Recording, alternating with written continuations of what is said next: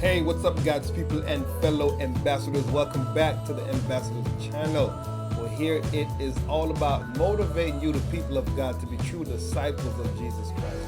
If this is your first time tuning in, I want to say thank you very much for doing so. Do me a favor though, watch this video all the way to the end, and don't forget to hit the like, share, and subscribe button, as well as go back and check out some of my previous videos and let me know what you think about those as well. So this week we're going to continue talking about the life of Moses, particularly Moses' life in Exodus chapter 3. So we're still in Exodus chapter 3, trying to see what we can learn from Moses' life and his experience with God at the burning bush. So with that said, I'm going to go ahead and jump right on into it. So we have the privilege of getting to know the whole story of Moses' life. We know it from the beginning to the end. We know it from the start. We know the in between, and we know the end. We have the big picture. We understand that when Moses was at the burning bush, that he was really communicating with God, or he was getting ready to have an experience with God. But Moses did not know that. He didn't know that, but we do. And so in us knowing that, we can kind of use his life, his story, and how God communicated with him based upon his response to the things that God did in his life. We can take from that and learn from it and apply it to our life towards God, so that we can grow spiritually and go on to accomplish the things that he has called us and created us to accomplish. All right, y'all, so this is really part 3 of going over the life of Moses from Exodus chapter 3. In part 2, I mentioned the fact that, God was really trying to get Moses' attention with the burning bush, and he did. It wasn't that the bush was on fire, it was that the bush was on fire and it did not consume. And that's what really got Moses' attention and triggered his interest. So in this video, I really want to highlight the fact that now that God is not only interested in us knowing that he exists, God is not only interested in grabbing our attention. His desire for us is way more than that. Because there's a difference between knowing about him and knowing him for ourselves. Let me say that again.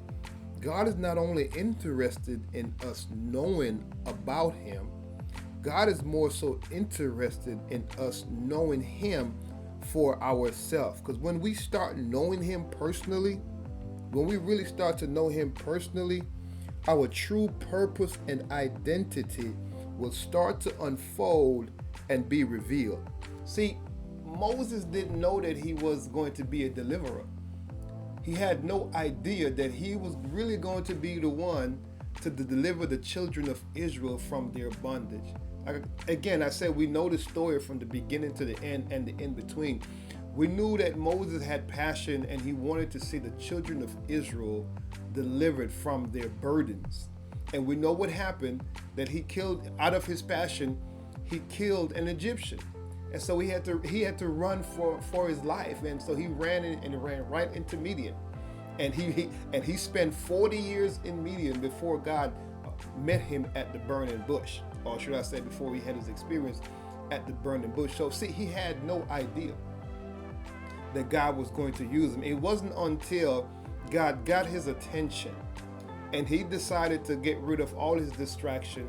He decided to focus on God. Again, at the time, he didn't know that was God, but we know. And so we can insert and honestly say that God wants us to draw closer to him. God really wants us to reconnect with him. Really, because in our reconnecting with him, we become reconnected to who we are, who we truly are, that is. We and not only that, but we are connecting to him, and as we connect, we become empowered to carry out the dreams and the desires and even the mission and assignment he has placed in us from way back when, or even a couple of days ago, if he just placed something in a couple of days ago to do. Moses had desire. Moses wanted to assist, to help the children of Israel be delivered. He wanted to deliver them from their burden, but he didn't have the power. He didn't have the authority. He didn't have the backing. He didn't have any of that. So he did what he could in his power, in his own power, his physical power, and killed a man and had to flee for his life. It wasn't until he met God, until God showed up, got his attention, and he decided to follow God, that all that came full circle around for Moses, that he went back to the place that he was running from to fulfill what God has placed in his heart from the beginning. As a matter of fact, Moses had abandoned that dream and that desire to help the children of Israel. So part of God showing up and calling him at the burning bush and getting his attention at the burning bush was really to revive that dream and that passion that he had placed there from the beginning. How do I know this? Let's take a look at Exodus chapter 2 and verse 22. So in verse 22 he said, "And Moses was content to dwell with the man, and he gave him Moses Zipporah his daughter." So Moses was in Midian, and he was there for 40 years. 40 years. And within 40 years, it said Moses was content. He wasn't worried about going back to Egypt. He wasn't thinking about, he wanted to just forget about everything right there. And the dream was dead.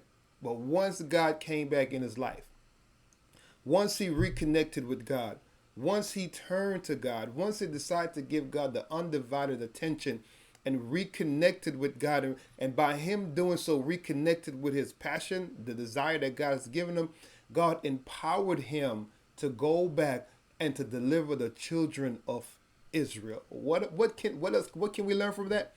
We can learn from it like this. We can turn from our distraction. Let's do like Moses. Turn from our distractions, whatever those distractions are, whatever those things that are in our life that are really pulling our attention away from God. Moses was preoccupied doing something that he really had no intention of doing, that he was just going through the motion as a result of his circumstances. So his circumstances was dictating to him, well, Moses, this is it. I'm paraphrasing, I'm just saying, but we can read in between the lines. Moses, you've killed an Egyptian, you're running for your life, you can't go back there, you're in Midian, and the dream died. And so here it is, God at the burning bush called out to Moses. He said, "Moses, Moses." And once Moses gave his undivided attention, God began to speak to him. God introduced himself to him. God even introduced to Moses what he was going to do. Moses said, how they going to know it's me? God told him exactly what to do. And he never returned never returned into being a shepherd and taking care of Jethro's flock. He began to walk in his mission and in his purpose that God has placed in his heart. Again, I can't say it enough. It's time for you to reconnect with God. It's time for you to reconnect with him so that he can carry you through, that he can empower you to accomplish the task and the assignment that he has put to your hand to do. It's hard by yourself, but when you get reconnected, don't let it die. Don't let it die. Reconnect with God. Reconnect with God, and he will tell you what to do. God bless. I hope you really enjoyed this small teaching, or me sharing my notes, really, because I really think this is for me. I need to get more reconnected, but I'm sharing it with you, and I'm going to say pretty sure, because I'm sharing it with you, there's somebody out there, mainly you, that you needed to hear this for yourself too, so that you can get reconnected and plug in to what God wants to use you to do in your life. God bless.